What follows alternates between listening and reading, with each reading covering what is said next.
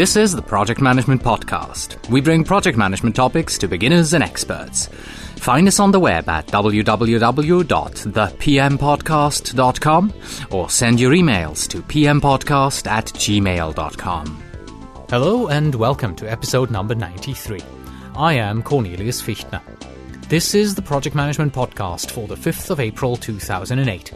Nice to have you with us. Lean Six Sigma is a business improvement methodology. It combines tools from both the lean manufacturing as well as Six Sigma. Lean manufacturing, that focuses on speed, and traditional Six Sigma focuses on quality. By combining the two, what you get is a result that is better quality faster. I recently had the opportunity to attend a 1-week seminar on the Lean Six Sigma methodology from my employer. In this episode, I will give you an overview of what I took away.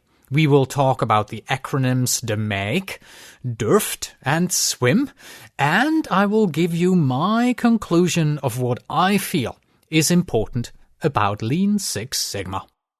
Today's episode is sponsored by Spark Internet Marketing, a full-service premium internet marketing firm offering search engine optimization and pay-per-click services to customers across North America.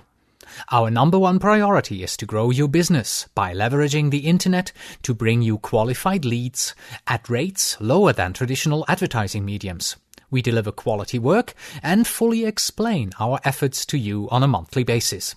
Visit sparkinternetmarketing.com and sign up for a free website performance report and 60-minute personalized discovery session.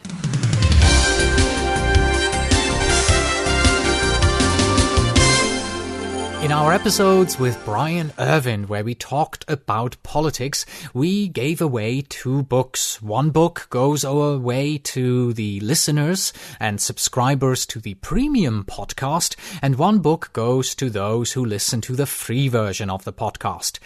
And the winners are Alfredo A. Guyen, he's a subscriber of the premium podcast, and Kartik Surya, he's a listener of the free podcast. I'm very sorry, I probably messed up both your names terribly here.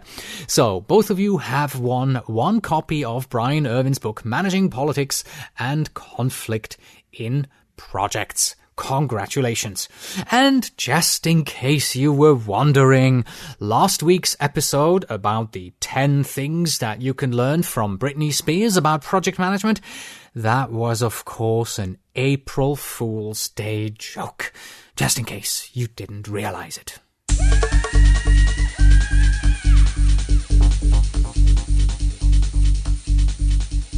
In support of today's topic, which is of course Lean Six Sigma, the 3 helpful resources that I have for you focus, of course, on Lean Six Sigma. The first one is a very short one. It is only 1 page long, and it is the Lean Six Sigma entry that you can find at Wikipedia. Go ahead, read it yourself. Not much more to say about that. The second one comes to us from the US Army. They have a section on transformation focus and continuous process improvement. And there they present Lean Sigma to us in an absolutely wow fashion. This is a 19-page overview of the complete DMAIC process. Now, don't think that 19 pages is a lot for the DMAIC process. In fact, the first week of my seminar on Lean Six Sigma, the binder was over 500 pages thick. So there's a lot more to say. But these 19 pages, good overview. My recommendation to you is read these 19 pages if you want a general and already rather complete overview of the Lean Six Sigma methodology. Here is a statement to remember from this particular website. In short, what sets Lean Six Sigma apart from its individual components is the recognition that you cannot just do quality or just do speed. You need the balanced process that can help an organization to focus on improving service quality as defined by the customer within a set time limit. And if these 19 pages from the US Army are just not enough for you, and if you would like to really deep dive into the Lean Six Sigma topic, then I recommend I6 Sigma. The page that you can find in our helpful resources section contains about 15 or so Lean Six Sigma and lean manufacturing articles. Let me read you several titles here. A Lean Six Sigma Duo for the Office, a case study. Achieving the Lean Dream, capturing financial benefits from lean manufacturing, and is this a Six Sigma, Lean or Kaizen project? These are just 4 titles of what they have, so the statement that you need to remember from this particular website is there is a lot more to read and learn about Lean Six Sigma than just listening to today's podcast. And now let's hear what I had to say about 2 weeks ago or so when I originally recorded the following segment about attending the 1-week Lean Six Sigma seminar. I recently had the opportunity to attend a Lean Six Sigma training that my company offered. And my intent today here is to give you a high-level overview of Lean, Six Sigma, and a bit also of the tools and techniques that we talked about during this particular training. So what you can expect to hear are my impressions and my understanding and my takeaways from this particular training. Let me start out by talking a little bit about Lean and Six Sigma. And what happened is after the training, I drove home, my wife and I, we commute together, and she asked me, how was the training? I said, I enjoyed it very much, and she wanted to know a little bit more about Lean and Six Sigma. So I told her that, well, honey, Lean and Six Sigma are both process improvement approaches. Both focus on similar ideas, but have a little bit more, Lean has a little bit more focus over there and Six Sigma more over here. And on a very high level, for instance, Lean focuses more on waste and the flow that you have in a process, while Six Sigma looks mainly at process variations. And then, of course, when you combine the two, you get Lean Six Sigma, a larger toolkit that enables you to have the process more, shall we say, holistically under control and looked at, and also improved, of course. At the heart of Lean Six Sigma is DMAIC, which is DMAIC, DMAIC. And these you can call the phases or steps of Lean Six Sigma, which is define, measure, analyze, improve, and control. DMAIC, define, measure, analyze, improve, and control. Define looks at what is the actual problem that we're facing here. Measure looks at how big is this problem, and it also looks at, what data do we actually need in order to be able to measure how big it is, and at the same time, what type of data do we need, and what sampling type do we need, and what sampling size do we need in order to even be able to get anywhere close to measuring how big the problem is. Then we have analyze. And in analyze, of course, you're looking at the root cause. You're not just looking at the top layer causes. You're going to drill down and you're going to look really for the absolute root cause of these problems in order to then eliminate the root cause, which is something that you do in the next step or phase, which is the improve. And here, of course, you address the problem, the root causes that you have found. But it doesn't stop here, because at the end, you have control. At the beginning, when you measured, you set yourself a baseline. And based on that, you were able, to have goals and say we want to improve it by 30%. So now you can control this, first of all, at the end of your project and ensure that you have improved the process by 30%. But you also want to maintain those gains in the future. So you want to make sure that you implement some kind of a continuous control process. What was interesting for me here was the fact that you make decisions based on data and not on just a gut feeling that you have. In many times in my career, I was handed a project where I got instructions sort of like, we think this process doesn't work. Go check it out. Well, I did, and we looked at the process and we changed the process, but there was never really a systematic approach like DMAIC, where we measured and later on also controlled and continued to have a continuous maintenance of these gains. One thing that we also looked at during this training were the roles and responsibilities in a Lean Six Sigma project. And as you might expect, they're pretty similar to most other project management frameworks or methodologies that you have out there, with a few different names. For instance, the sponsor is called the champion. And what I found interesting in this case is that the champion is accountable for the results, just as you as a team member are accountable for results. And I don't think I've seen this particular statement in a traditional definition of what a sponsor does.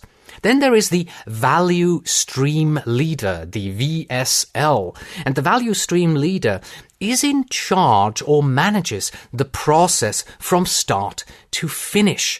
And from start to finish, I mean across the silos. So if a process touches logistics and dispatching and accounting, your value stream leader is responsible really for the moment that the value begins and comes in the door of your company to the moment when the stream exits your company. He's not just responsible for the little silo of bookkeeping. No.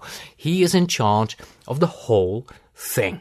Well, and then you have the team members, which are us.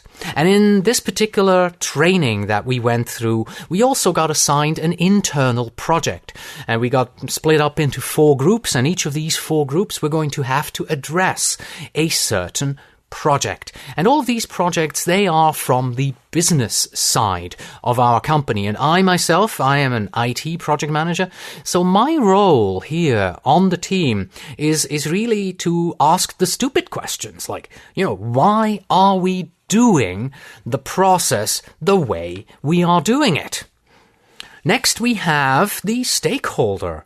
Yes, and the stakeholders, as we all know, anyone really who is affected by the project work is a stakeholder.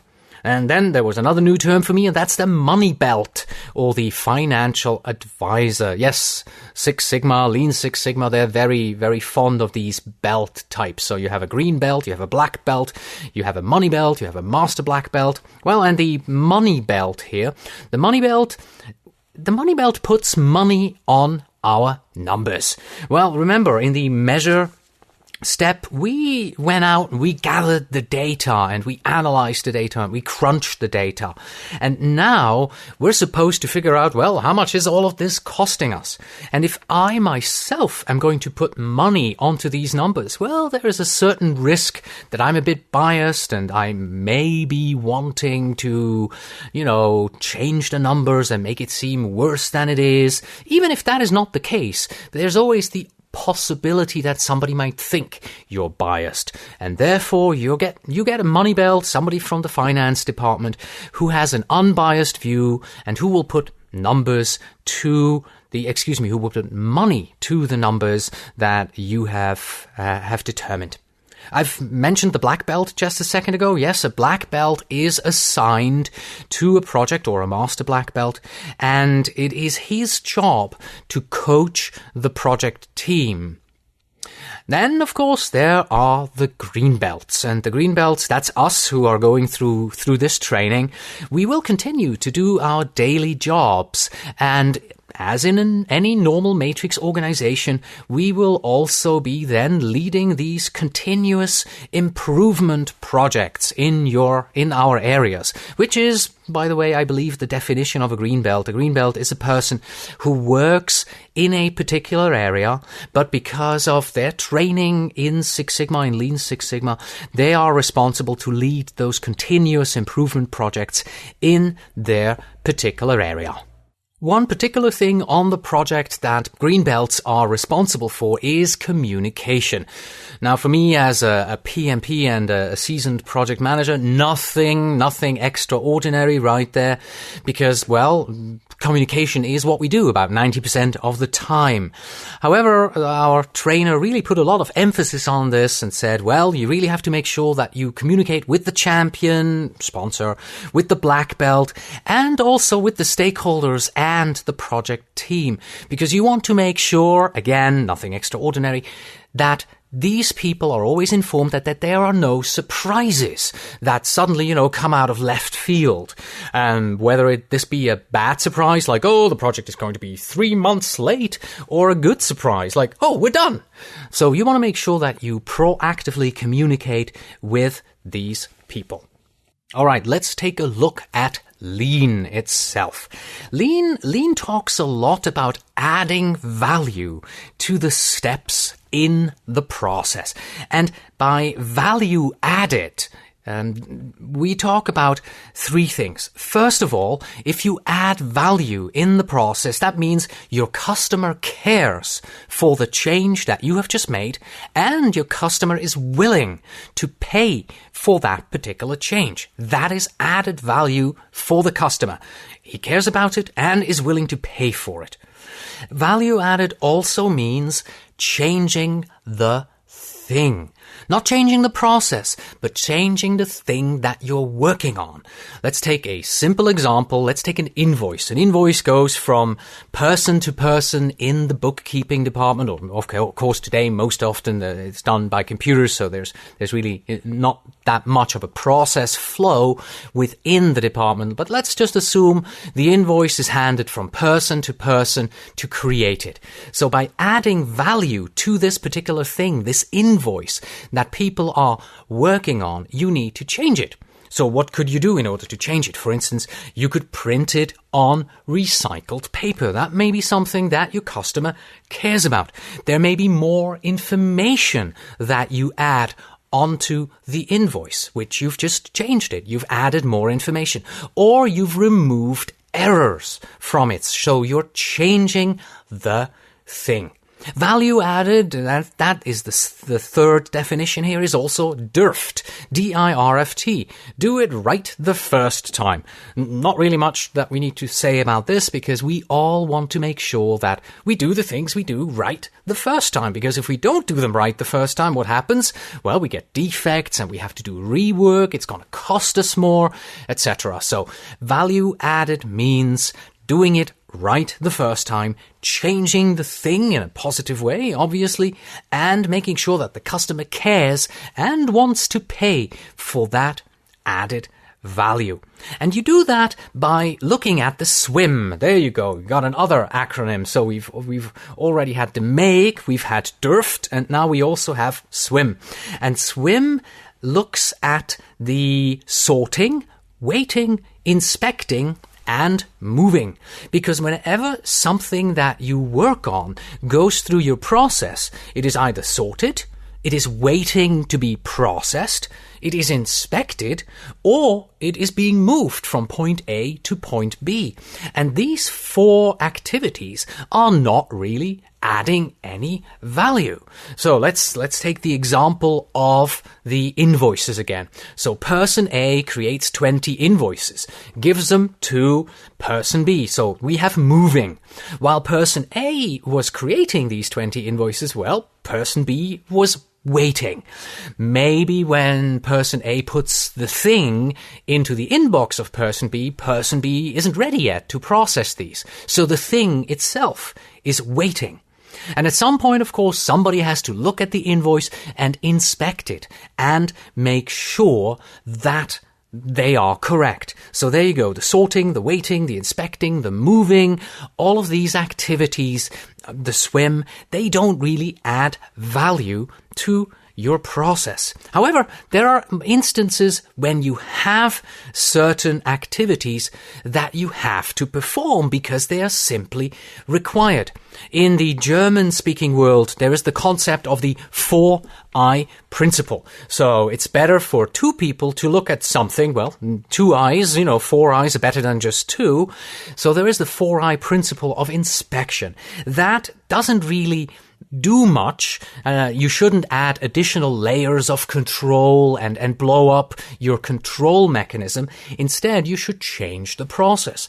However, it may be a mandate that 2 people inspect a particular item or a particular process. So there are non-value added activities that you just simply have to perform because, well, it's required.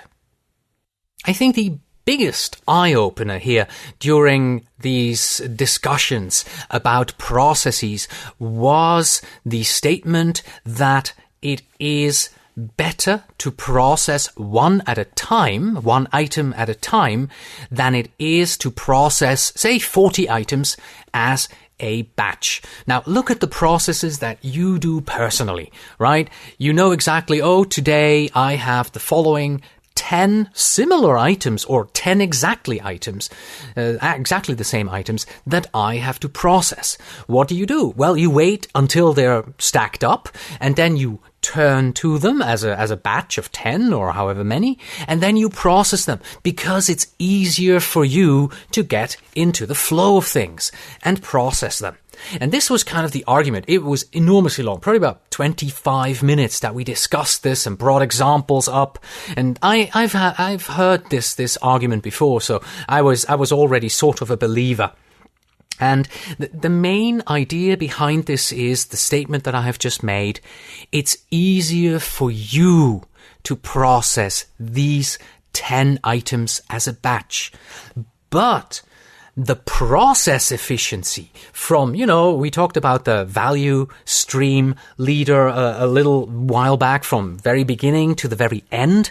The process, it isn't helping the process, because while I let these items pile up on my desk, well, what are they doing? Well, let's go back to the swim, right? They're waiting. They're the W in the swim.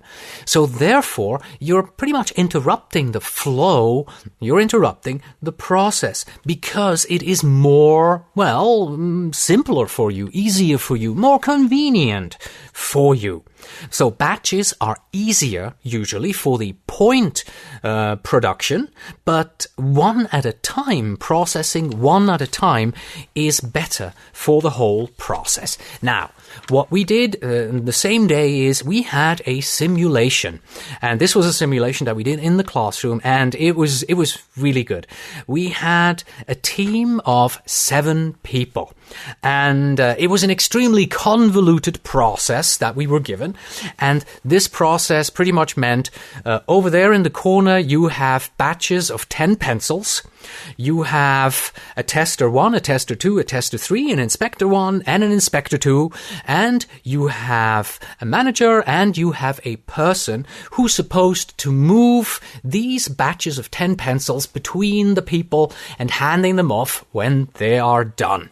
So, and in the end, these pencils had to go to the customer. So the question was, how long is it going to take us, I don't have to go more into detail about this process, to take the pencils from the storage area, give them to tester 1, have him do whatever he needs to do, give them to tester 2, let her test whatever she needs to test, give them to tester 3, then give them to the inspector, let her inspect whatever she needs to inspect, give them to the next inspector, and finally hand them over to the customer. So the question was, how long is this going to take? So we did it in 3 rounds. On the first round, we did batches of 10. And we had one pencil that was marked, and it took 14 minutes for this particular pencil to go and flow through the complete process. Then we did a second round, and this second round we had batches of 5. And here the pencil, the marked pencil, arrived on the customer's desk 5 minutes after the start of this process. And finally, in the third round, you can guess it, yes, we did batches of 1. So we processed 1 pencil at a time. And even though this process was absolutely convoluted, we managed to get an additional gain, and we got 3 minutes if you do it only 1 item at a time instead of doing batch. I think this particular simulation was an eye-opener for many people in this training. One concept that you may know, not especially from Lean Six Sigma, but from outside, from pretty much the quality world, is the statement by Edward Deming. I think his first name is Edward. His statement was, quality is free. By that, of course, he didn't mean that, you can get it really without having to pay anything for it. But what he meant is that the cost of preventing any defects, and by preventing defects, you produce quality goods. So by preventing defects and producing quality goods, that particular cost is smaller than the cost of the defects. Because if you have defects, you have to do rework, or you have to produce more and you have scrap, or you have a loss of customer satisfaction. So this is also something that we talked about. But what Six Sigma looks at the defects per million items. And the way that I like to explain this is you look at 2 processes, right? You have a process where a company produces wooden horses, and at the same time they also produce teddy bears. Well, you're going to tell me, well, I can't really compare these 2 processes because the one means carving a wooden horse on a machine, and the other one is, producing a teddy bear, and there's a lot of manual labor. You have to sew in the eyes and all that. But if you look at it from a Six Sigma point of view, you do it this way. So with the wooden horses, you say that, okay, the wooden horse production takes 3 steps. And if we look at the production of 100 wooden horses, we have 3 defects in this particular process. However, the teddy bear production takes 12 steps.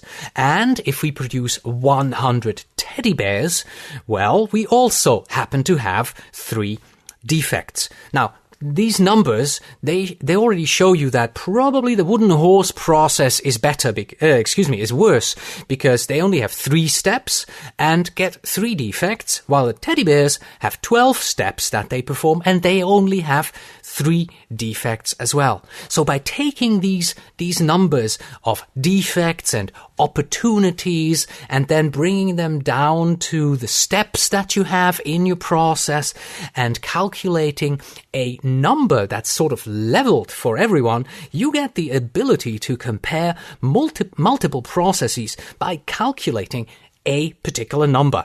However, this number is, of course, not everything, because Six Sigma goes very much into statistical details, and we're talking about deviations from the mean here, and you really have to know your statistics. However, today, of course, you have software, and once you have gathered your data in the measure process, you crunch those numbers through a particular number crunching software.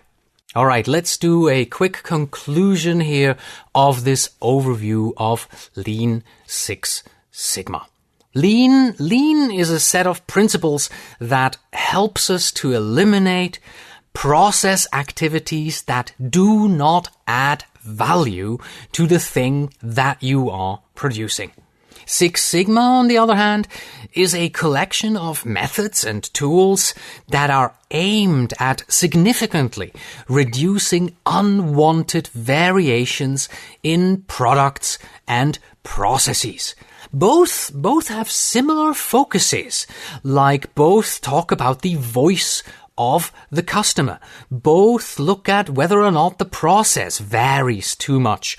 Both talk about, reducing rework or ensuring that you don't have poor quality or poor delivery or that the process is not in control. Lean also looks at the long lead and changeover times that you can have in a process. And it looks at the product flow through the process. It follows the product and looks at every step, what's happening here. And it tries to eliminate waste from the production. Six Sigma looks at also unexplained changes that are happening in the process. It looks at reducing variations in your results. And it aims very strongly at eliminating defects. They are both very effective individual methods when you use them separately. And of course, when you put them together and use them in tandem, you get Lean Six Sigma. It's an extended toolkit, and it gives you an expanded focus on more areas of the process. It simply gives you a more complete approach to process improvement, because you're not just looking at what Lean does, and you're not just focusing on what Six Sigma does. No, you're looking at the Lean Six Sigma approach.